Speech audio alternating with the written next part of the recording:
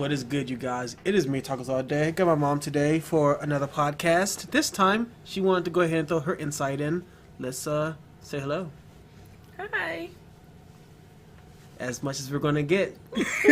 Anyway, yeah, so after we did the recent one on communications in a relationship, she gave me the idea to begin with, so she wanted to go ahead and throw a woman's perspective in and see how, hers may be different from mine. Not also that, but because she's been in a relationship longer than me as well, so go for it. So what do you guys say?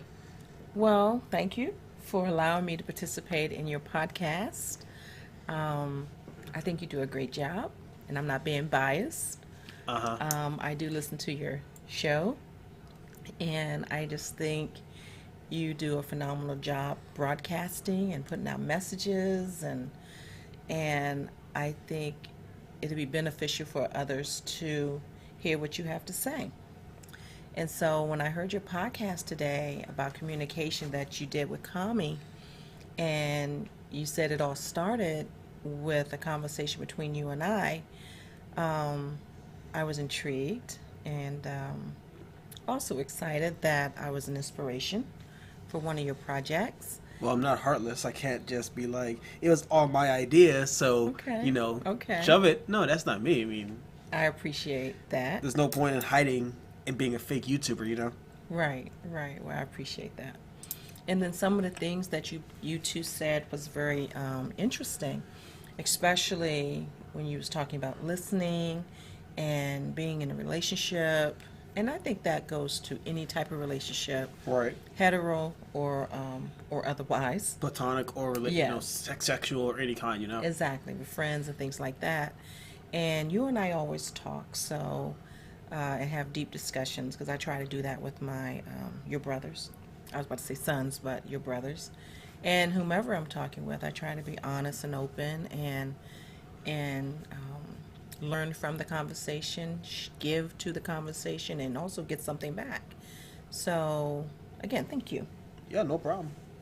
Well, what I wanted to say from another perspective, since I've been married to your dad for a long time, more than 3 decades, that it hasn't always been the best. However, but there have been great times. There haven't been difficult times.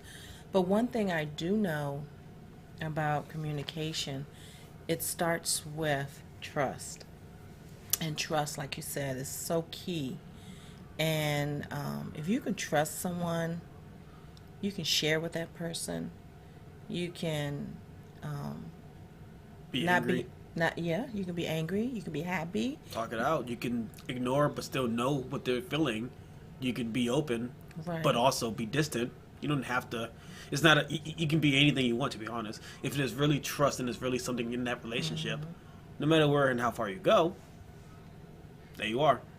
Well, also, it can be positive. That too. So the positive aspects of trust, to be able to just share what you're thinking, to share what you're feeling, and to also reciprocate that is amazing, because we as people need people. I believe that we need people, and we need someone to communicate with. And I, especially because I'm hypersensitive and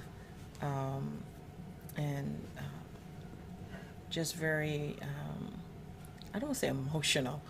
That's not necessarily the right word, but I'm super caring. Interpersonal. Very interpersonal, and sometimes to my detriment, because I care too much and I hurt easily. And so when I feel that someone is hurting my feelings, it could be somebody that I thought I trusted or befriended or even would like to know, and someone or that person doesn't respond or reciprocate in kind.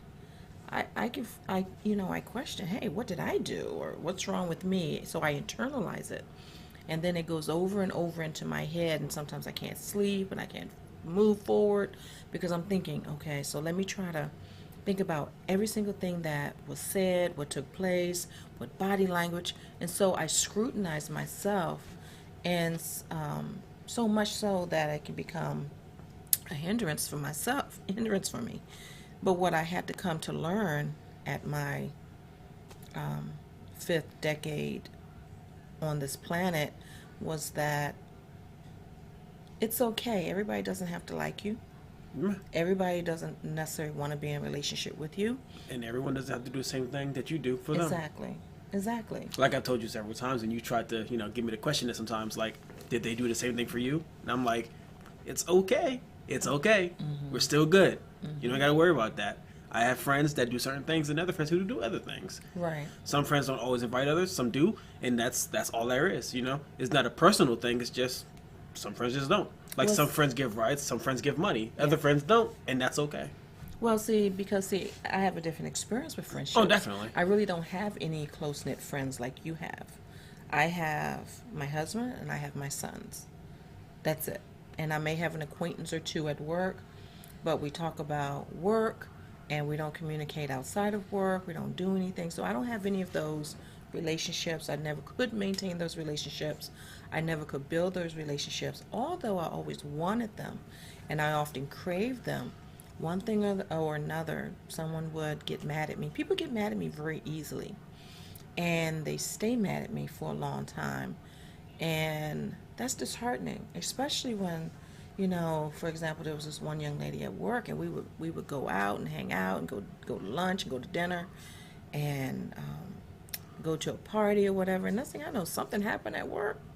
I don't know, the dynamics changed, the supervisor changed or whatever, and the next thing I know, we're on the outs and I'm garbage. And she says, I shared my dinner with that lady, so now I'm a lady and not her friend. Or I can't be honest with this one lady, for example, who had sensitivity to smells. And so she was, she would frown her nose up and grimace if she doesn't like perfumes or whatever you're wearing. It could be your soap, it could be anything. Coconut in hair, oh my gosh, she hated that. So, and she would frown up and say, I hate that, you smell. You don't even know her, but you could be a stranger to her and she'll do that. And so I thought I was her friend, and so what I told her, I said, that could be off-putting. And I said it just like I'm saying it to you. So-and-so, that could be off-putting to people who don't know you. And she told me to go F off. And I'm like, whoa. I was taken aback because I thought we was at a place in our friendship where you could be that honest. I could be honest and just say, this is what I'm seeing. But people don't like that. People don't like truth. Even when you come at them in a sincere way, like let's say I say something to a friend of mine, like let's say Nova or Kami or whatever. They'll take it seriously because we've known each other for almost 10 years. And whenever we do say something in a way of critiquing someone, it's usually for the betterment of that person. Right. So there's no reason to be like, it's the truth. And if it's not just me saying it, it's someone else saying it, and we're all just saying, yeah, we agree, Like when, I didn't say it in the last video, but I was going to say in this video, you have to understand your own toxic traits. I like that. And if you don't understand your toxic traits, you can never grow as a person. Right. And anytime somebody ever tells you something, you, of course, will always first and vehemently deny it, oppose it, get angry, and defend. Yeah. So you have to understand your toxic traits, and again, communicate with yourself. As Kami said last time, date yourself. You have to understand who you are.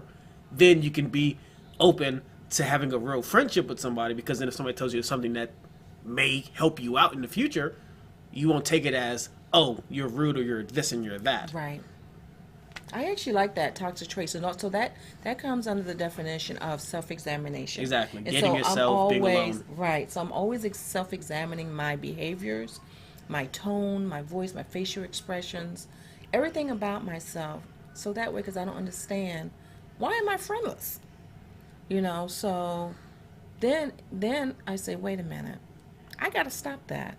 Because again, like what I was about to say, or I alluded to, or maybe I did say it, but not deeper, that it comes a time when you just have to say, you know what, you can't be responsible for someone else not liking you. You cannot be responsible, and so you just have to try to be the best you are, and then be okay with that. Self-dating. And I have to be happy with myself. I have to be happy with my mannerisms, the way I dress. I have to be happy with the way I wear my hair, which is natural. And it's awesome because it's super long. Thank you. When I get video up, you'll see her, sister locks. I want to try something like that, but I got to grow my hair first. You want to get your brother locks. Something like that, but yeah. Go ahead. Okay. Well, thank you.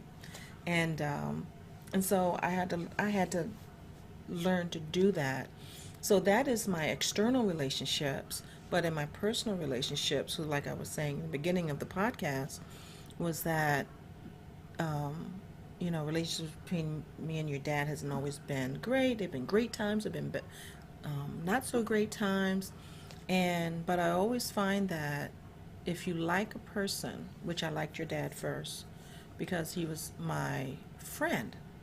He was one of my true friends. So I did have a friend, but so he was one of my friends, or one of my only friends, and I liked him a lot when we first started dating back in the 80s.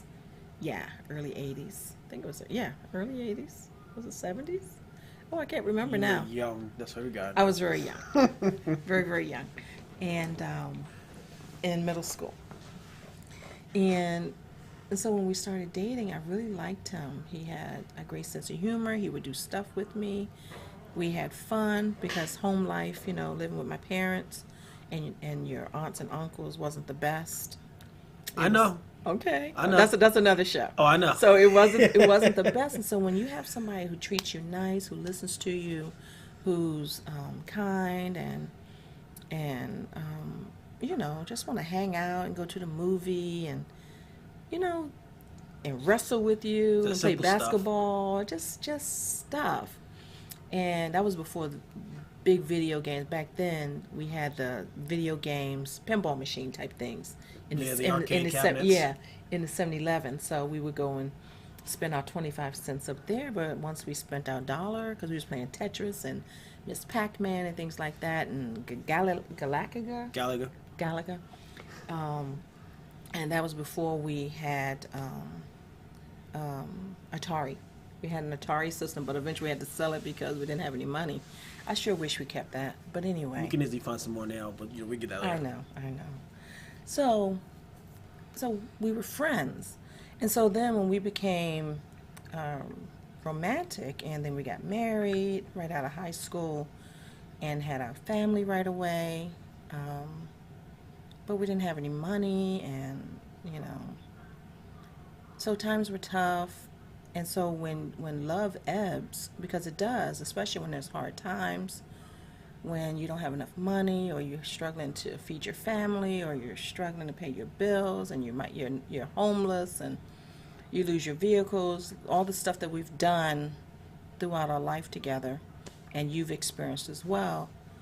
All those trials and tribulations, and the love ebbs, because you're like, what did I do with my life? What decisions did I make? If you go back to why you met that person, why did you not meet that person, but why did you like that person? Why did you want to become that person's wife or spouse, or become more intimate? You say, I like that, and I like that, and I like that, and I like that. And then if you always can hold on to the like.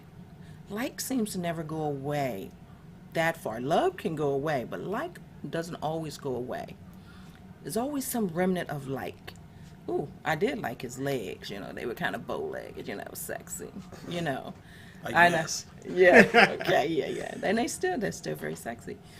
Or I liked, his goofy laugh, or that space in between his teeth, and, those are things. So, and then over time, you tell yourself, you like that person, and this is why you like that person. And then when you're going through those tough times, the tough times will subside, and better times will come, and then the love will come back. But it just really takes time. But it all goes back to also communicating. You still have to talk to each other. You still have to listen to each other, and that's a big deal. Listening and talking. If one person shuts you out, then you're not moving forward. You're not moving. And regardless of what relationship you're in, you always have to listen, be courteous, be respectful, and just remember, why did you want to date that person in the first place? And eventually things will work itself out, and then you'll have a high, and then eventually you'll have a low, and then you have another high, and it just goes up and down with the tide. But I do want to say one thing about relationships, about especially with women. We as women don't want to be told necessarily the answer. We want your support. Oh yeah. You don't want to be told how to fix it. You just want to be helped. We're getting there. We want you to be able to listen, and also help us make rational decisions. Talk us through things. So if I come to you with a problem, for example, this is going on at work. I don't know what's going on. What do you think I should do? Then you give me some pros and cons. But don't just give me all the cons, or don't just give me all the pros. Or my approach. Right, or your approach, right. Because this is what your dad normally says. Fuck them. F them. Excuse me. F them. It's not. I'm not going to believe it. Okay. Don't worry about that. F them. But that's not a rational, that doesn't help me. Yeah, that's a cutoff moment. I mean, that only happens. I only would say that because I'm joking, because I like having fun, and that's what I would do. I'm like, the hell with them. But when it comes to a serious situation and somebody really needs help, I'm like, okay, well, when was the last time something did happen? If anything, if that person consistently helps you, or if it was just a year ago when that person was being mean to you, like, does this person actually care about an interpersonal relationship, or is this person just bored and wants your attention to alleviate their boredom? I'm like. Or they could be a bully, or what you always say, the D word. Yeah. Or they could just be jerks, or they could just, whatever the reason. Yeah. But when you come to your significant other and you say, look it, or your mom or your dad or whoever you want to talk to, and they don't give you a serious input, like it's not important, then Well, not necessarily not important, but give you pros and cons and listen. And ask questions. When I say not important, I mean your problem, your issue. Like that's not important. Yes. They just brush it aside. Like it's no big deal. It's only work. Yes. I would say, it's work. Yeah, you can worry about that while you're there, but after you come home, leave that at the metro. Leave that at the train. It's not something you can control right now. Just enjoy your life. Otherwise, you'll be stressing about work until you get back to work, and you're stressing about it again. You go back to work, and you're stressing about it again when you go home. I like to keep this mentality of, if I can't physically control it, I'm not going to stress extra on it. But it's not that easy. I know, it's not. Because as I said in the beginning, that if you're hypersensitive, or if you're a sensitive person anyway, or if you're just super observant, because that's what I am, and I'm a sponge, so I can feel other people's emotions, and I can see their body language, and so when I see it, and I absorb it, and I internalize all of these emotions and those sensors. And so when I want to talk, because you're a good listener, and when I talk with you or your brothers or your dad or whomever happens to be beside me, and I'm talking about something, it could be good thing, bad thing. But what I need as a woman, I think, and I don't know if men do this, but I should kind of have a guess. No, because I'm in a house full of guys, 4 sons and a husband, and having conversations with your brothers and you.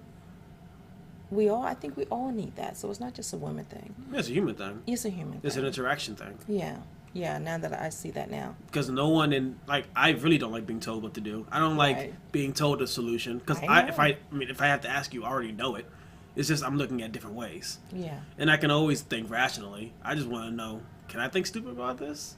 Can I just do some stupid stuff, off the wall stuff? Can I just be young? Can I just be ridiculous? No. And then I'm like, why?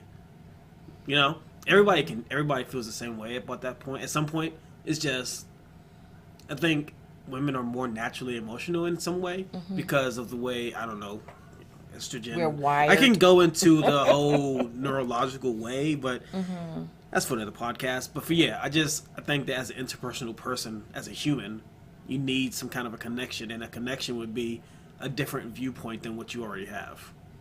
Yes.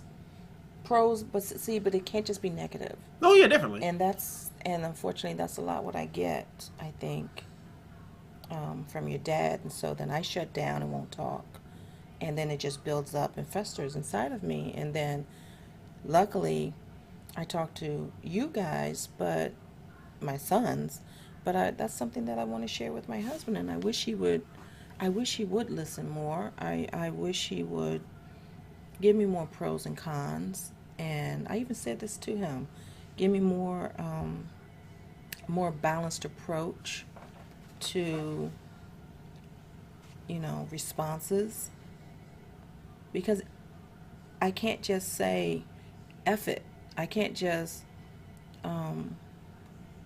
because what does that mean? F them. What does that mean? So is there an action I'm supposed to do with that? Is there some what do I do with that? There's nothing I can do with that. So I need more. I need conversation. I need rational. I need but not saying well, you need to go in there and knock on somebody's door and complain. Now that's an action, but that's not necessarily something that I would do. No, that's something I would do.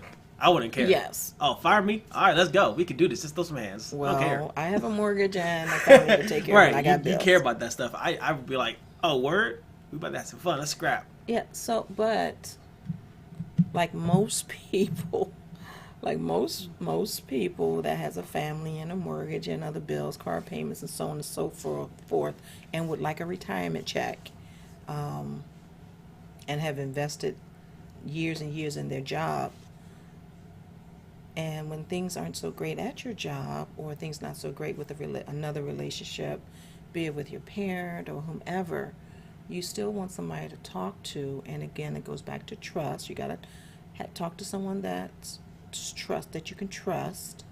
Then you got to talk to somebody who's willing to listen. And then that person needs to be able to give you both sides, not just the good, the fluffy, the Pollyanna, not just the bad, the dire, the nothing, woe is me, everything's not going to go good. They need to be able to give you, well, let's look at it this way. But I know not everybody's good at that. But I think it's got to be better than just F it. So, but you guys are right, listening to each other, loving yourself, being okay with yourself is really key. And it took me 5 decades to figure it out, but I'm getting there. It could possibly be your generation, too. Why? Well, remember, like you always said, you had to fight your brothers and sisters. Yeah. And Dad did probably, too. Yes, he did. And then his parents were rough on him. Yes. I'm pretty sure yours were, too. Yes. That's a different generation thing. Yeah, that's true. The only reason Kami felt it was because he was a bad kid. I know. And he deserved to get beat. No, he didn't, but he had some stories. But yeah, so like, yeah, I think he it's was a generational thing. mischievous. Like, your folks, 45 and up to like 60, I think y'all have a completely different connection with people your own age or people different. That's true. Like, even just the communication in general. Like, you guys speak and think differently than how I would ever think. I think you're right. Like I said, took you five decades. It took me a couple weeks, a couple months after I started thinking about it. Everybody's different, but your generation, I feel, has that. Well, the 60s generation, because I'm a product of the 60s. I was born in the 60s, so the remnants of the 70s with the desegregation of this area and being bused at 5 years old to a community 45 minutes to an hour away, and to a Caucasian school, and it was culture shock because the kids weren't welcoming, the community wasn't welcoming, the teachers weren't welcoming. They damn sure didn't want to teach us. Oh, that's what's a lot of us went to special ed right off the bat. Yeah. But then not to be welcomed at 5 years old. And when we had a neighborhood school right around the corner that we could walk to, that was tough. And then it didn't get any better. Years later, when I'm in middle school, when Caucasians, white folks, was trying to rock our bus and turn it over, telling us to get out of their neighborhood. So from 5 years old in 72 in desegregation to middle school, 12 years old or so, 12, 13 years old, Mm-hmm. that's a whole lot of hate. That's 11 I mean, years. even now it ain't changed. 5 and 13. 8 years. Eight, I mean, 9 even years of now, hate. when all you do, if you look on a video, you see a black person getting killed. We can actually say that for another video. That's another because video. I got a lot to say about that stuff. So do it's you a have lot of anything years of else hate. about relationships, communications, and everything else? Other than that, it's key. I think counseling is so very important. If you're at an impasse, I don't care what relationship you're in, counseling does not hurt. Actually, it helps if you find a good counselor. It's true. And if you get a counselor that is impartial and also and make sure that that person, the counselor, makes sure that he or she is making the two individuals do this method. It's like if you say something and then I listen and repeat it back to you, not necessarily word for word, but paraphrase to make sure I listen and I've heard what you had to say. That's very important because those are techniques that you can bring back home. It's true. And sometimes I still do that to your dad. Hey, did you hear what I said? What did I say? And his first response is usually, you said a lot. Instead of just saying, I got you, like you always say, I got you, fam. This is what you said. Say it like that. This is what you said. And so counseling is always important, especially if you're on that verge of ready to call it a day. And so that's all I got to say. Okay, sounds good. Yeah, I just wanted to go ahead and get your input, see how you felt about it. Pretty lengthy video, not too bad actually. How long were we talking? About 27 minutes or so. Oh my. So, it's not too bad. It's pretty simple, straight to the point. I like Okay. it. It's a podcast. It doesn't matter how long it is. I hope you guys enjoyed that, actually. Have my mom come on. We're going to have her come on a couple more times for some other stuff. Thank you. I would love to come back. Of course. And I will see you guys in the next video. Much love, and as always, I will see you guys most likely tomorrow.